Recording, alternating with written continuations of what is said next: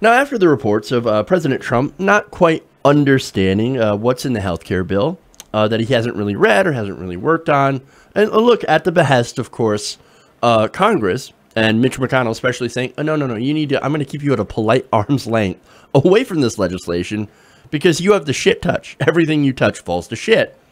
And we're not going to let that happen when it comes to our healthcare bill, which is actually just a giant tax cut that we can't wait to get for our rich donors. Now, Trump, after this report comes out that says, oh, he's not really engaged, he doesn't really know what's in it, Trump gets pissed and in his signature move goes to blame fake news for his lack of knowledge on one of the most important pieces of legislation that his administration has decided to take up. Remember, this is the first thing that they did. As soon as they took power, they're like, Obamacare, let's go after the Obamacare.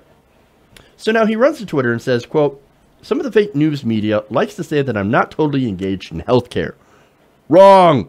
I know the subject well and want victory for U.S. Well, does he though?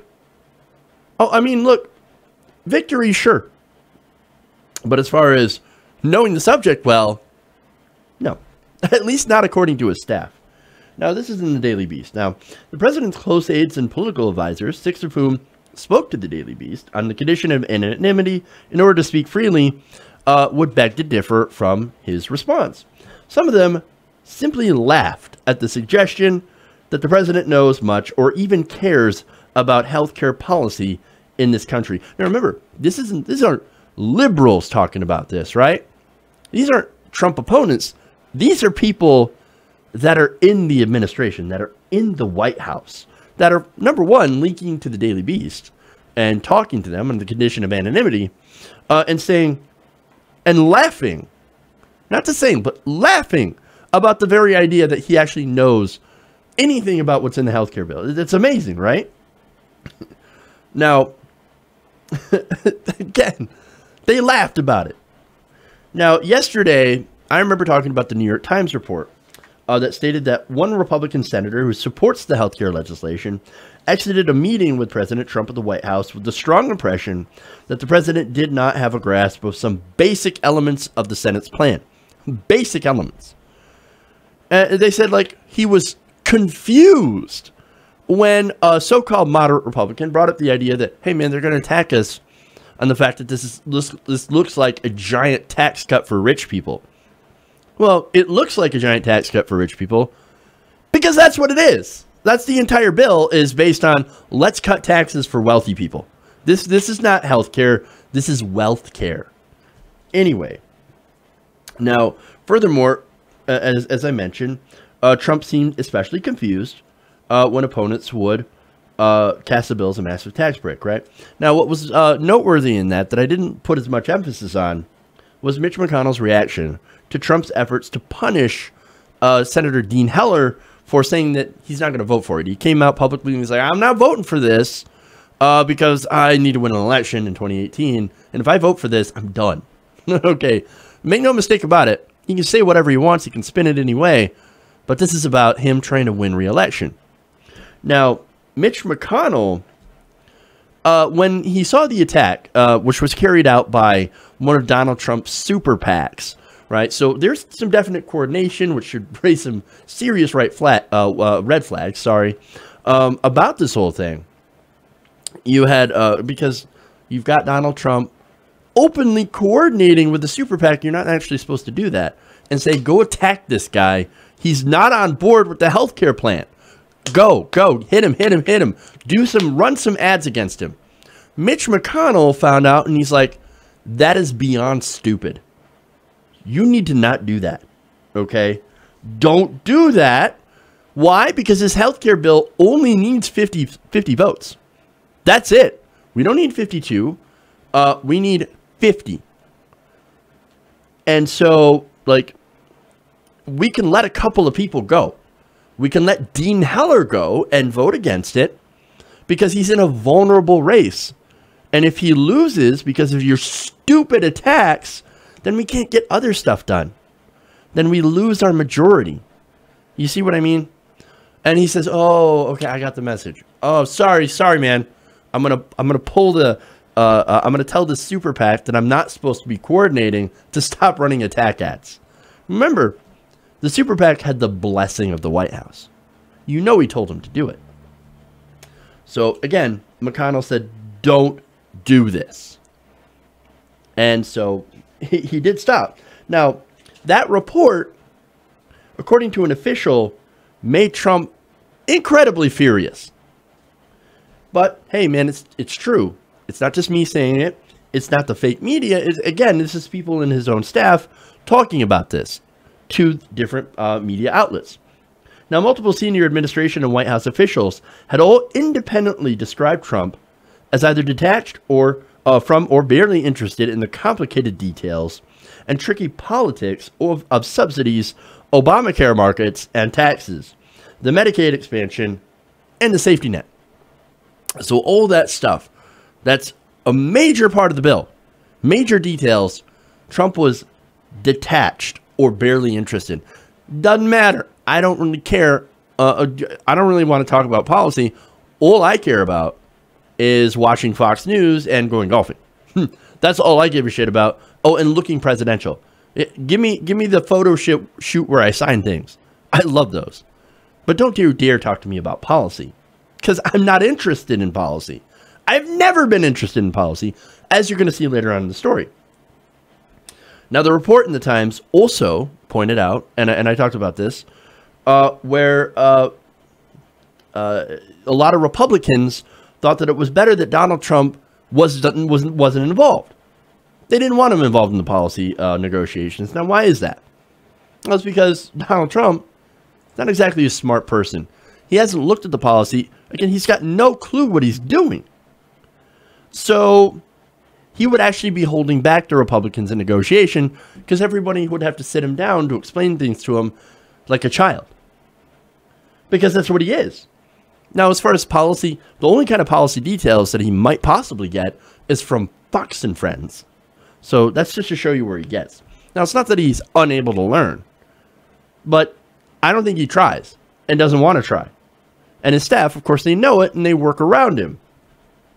In fact, when asked if the president understood or had a solid grasp from the important facets of the Senate or House incarnations of repeal and replace, one official who works very closely with the president on healthcare policy replied initially with a few moments of light chuckling before answering, not to my knowledge.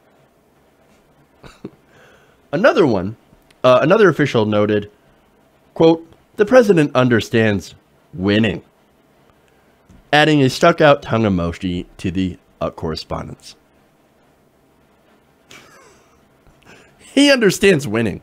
So much winning. You know what? He must be sick of winning, man. They've been doing so much winning. My head has been spinning nonstop. I'm just letting you know that. We got to scale back that winning. But anyway, seriously, though, I don't think it should be a surprise to anybody listening at this point that Trump has no ideas on policy. Look, I've been saying that since the primaries. And a lot of people have noticed that since the primaries. So this isn't a surprise. Now, one former senior Trump campaign aide recalled to the Daily Beast several instances throughout 2016 where Trump would appear privately to confuse Medicaid and Medicare, not knowing which is which, and the functions and purposes of each. He would at times conflate the two and had to be reminded of which one is which. Sad. Hey, this is the guy that's in charge, right? This is the guy out there who's the final arbiter on a lot of these decisions. He signs the legislation, and yet he doesn't know one thing from the other. Sad. Now, again, there would be times when Aide said where he would describe what was clearly Medicare, but say Medicaid, and when we pointed that out, he would say, "That's what I said, Medicare and Medicaid. That's what I said." No, it's not what you said. You're conflating the truth. You're actually getting things wrong. Again, policy specifics. Who needs them? Now, at a certain point, they figured, look, this guy is stupid. He's not going to learn. So let's just move on. Let's let the adults talk. The former aide added that campaign staff would move on instead of lecturing or drilling in the policy specifics with Trump because details weren't important to the debate prep or his rallies. and that no one wanted to risk making him look dumb. That's the important point there. So they're like, yeah, we're going to move on. Like, this guy doesn't get it. He's stupid. I don't want to sit here and explain it to him like he's a 3-year-old. Okay, he doesn't understand. He doesn't understand. So we're just not going to make him look dumb. Okay, let's just move on. Let's do some rallies, whatever. Look, they don't want to make him look stupid. He already looks stupid. Okay, especially considered that during the campaign, Trump pledged that he wouldn't cut Medicaid, Medicare, or Social Security.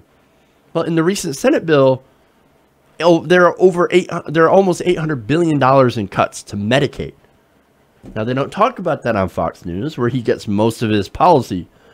So he doesn't get any policy specifics that's in his own bill, because he certainly doesn't get it in the White House, and he's not getting it on the news that he consumes. So he's just not getting it at all. He's not getting that. He's also not getting any of the criticism. So he's completely clueless and in the dark. And look, we talked about in other stories before that this is intentional. His aides actually make sure that he only reads and sees things, and they even plant stories that are complimentary of him. If there's his name in it and it's a positive story, they will slip it into his daily briefing. They treat him like a child, and they do that, as they said, not to upset him. Oh, you don't want to make Mr. Trump mad by giving him a negative story or by talking about how bad his policy is and how many Americans hate it.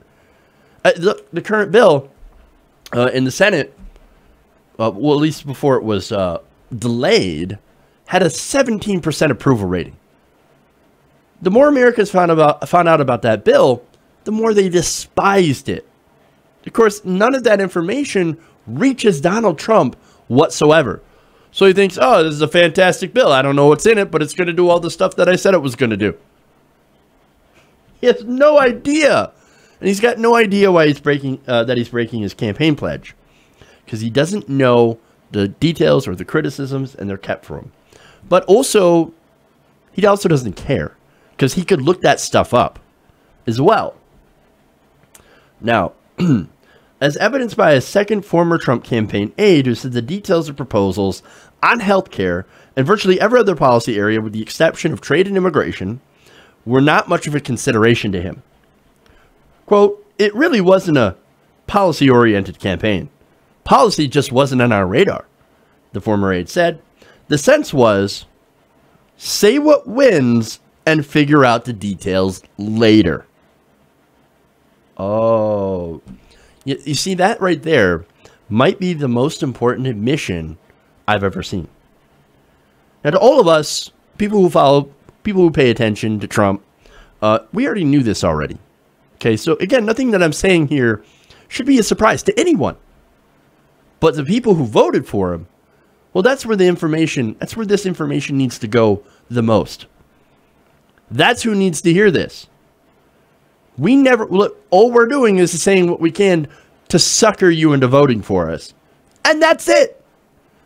We'll figure out the rest later. If we actually win, then we'll figure it out. And then we'll probably end up screwing you over. Because it was never our intention to do any of this stuff. All we were doing was just trying to get your vote. And ha-ha, suckers, we got it. That's what Trump's about. And it's about as stark of an admission that you can get. Okay? And look, it wouldn't be the first time. I mean, Donald Trump himself was out there saying after he won the election, he's like, oh, remember lock her up? Lock her up. Lock her up. Lock her up. Well, later on he said, hey, yeah, you know what? That played really well, but we don't care much anymore, do we? No, we don't really care about that. I'm for sure some of them were like, no, wait a minute, we do care. But we actually chanted lock her up in the rallies. Yeah, we meant it. We meant it. He lied to your face, and he used you to get votes, and they didn't care because it helped them win. They don't care. They never cared. Look, Donald Trump and his group, they lied to their base. They told them everything they wanted to hear, and of course they ate it up with a spoon. He had no intention of doing anything to help those people they promised to help. Let's talk about something else that was in both versions of Trump Care, and that was help for people who are suffering addiction. Well, the bills have massive, massive cuts to to that program. To the programs that help people that have died from addiction and that need help from addiction services or help with addiction, using addiction services, all those programs got massively defunded. He had no intention of helping you. And I'm sure he promised a lot of people on the campaign trail. Remember the guy who used to go to the Trump rallies all the time and play guitar, believed in Donald Trump? His son died from overdose. And Trump promised, we're going to help people like your son so that never happens to anyone else again. That guy, you know where he's at? He's no longer a Trump supporter. He says, they lied to me, to my face. And if you think he'll lie to those people, he'll lie to all of you, because that's what he does. He is a serial liar. He is your standard establishment politician, except that he's a lot more slimy. Most standard establishment politicians are fucking slimy as hell. This guy, he's much more slimy, and he's a lot more brazen about it. Like, yeah, you know I'm a sleazeball. I don't care. I'm going to lie to your face and get your votes and then tell you later that I was lying to you. And you'll still vote for me again. What are you going to do? I mean, take healthcare again. The Beast writes, the healthcare policy proposals that emerged from a campaign so unconcerned with policy minutia had right-leaning wonks and think tank fellows aghast. Now, again, these are Republicans, right? Now, when the Trump campaign rolled out a health policy blueprint in spring of 2016, Michael Cannon, who's an issue expert at the Libertarian Cato Institute, and vehement Obamacare foe, so we're not talking about liberals here, right? He said, quote, this isn't a health reform plan.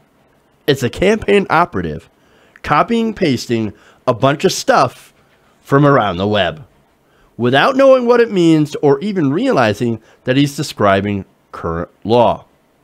It shows Trump is as unserious about reforming healthcare as ever. He doesn't have a plan. He has paroxysms.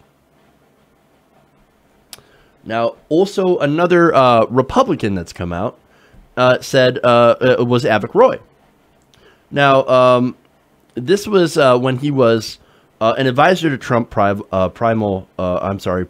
rival, Senator Marco Rubio. He said, has the look and feel of something that a 22-year-old congressional staffer would write for a backbencher based on a cursory review of Wikipedia. These are not people that I agree with on policy.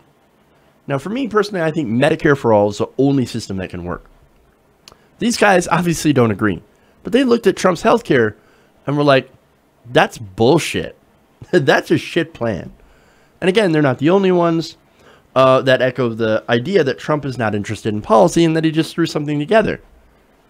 The Conservative Weekly Standard had reported that several senators who have spoken with Trump about evolving legislation describe an executive with little apparent understanding of the basic principles of the reforms and virtually no understanding of the details of Trump care. Now, again, if you think this is only an example, if you think this only applies to healthcare, you would be mistaken. In fact, he doesn't really have any other detailed policy proposals. He's just not interested. Months ago, Mother Jones reported on leaked classified guidance that had been sent to Intel Analysis, tasked with compiling material for the president's daily briefing on national security issues. Now, you would think that Donald Trump, at least one thing he would be interested in is national security. I mean, he talks about it all the time. The ISIS, they're coming for us. The radical Islamic terrorism, we got to stop it. We have no choice, folks. We have no choice. That also involves ISIS, right? Now, like, he doesn't care much about it. Let me show you how much he cares. The guidance showed how President Trump's daily national security briefing intentionally contained less nuance and far less information than reports presented to Trump predecessors. About a quarter of the information President Barack Obama had received.